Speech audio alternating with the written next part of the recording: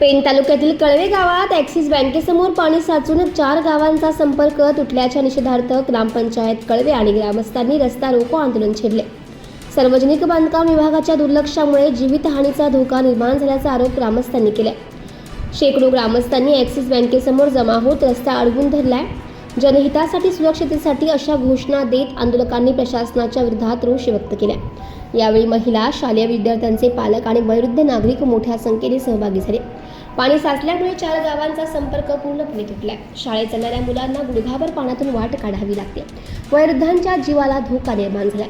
सार्वजनिक बांधकाम उपविभागीय पेण यांना वारंवार पत्रव्यवहार करूनही अद्याप कारवाई झाली नसल्याने हे आंदोलन करावे लागल्याचं ग्रामस्थांनी सांगितले।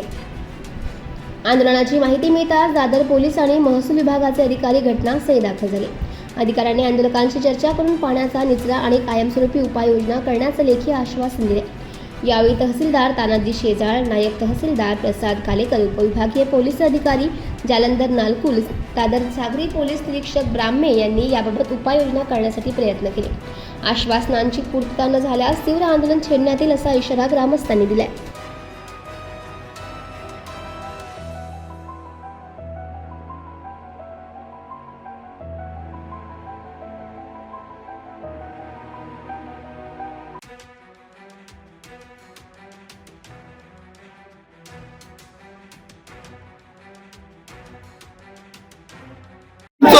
सत्यनारायण पाटील, आम्ही शासनाला वारंवार आज वर्षभर आम्ही पत्रव्यवहार करून पण या आमच्या कळवे गावाच्या ॲक्सिस बँकेच्या समोर काहीच निर्णय घेतला नाही। आज आम्ही जेव्हा उपोषणाचा मार्ग अवलंबला, रस्ता रोकोचा, त्यामुळे शासनात जागा झालाय आणि जागा होऊन त्यांना खुर्च्यांवर बसलेले अधिकारी आहेत हे सुचलेले आहेत। आज आम्ही 30 लेटर देऊन येणार काही कारवाई केलेली नाही, तर आम्ही तुम्हाला शासनाचा धिक्कार करतो। तसेच आज 4 गावचा संपर्क तुटलेला आहे। शाळेतल्या मुलांना जायला रस्ता नाही, सगळा वाहतूक झालेला आहे।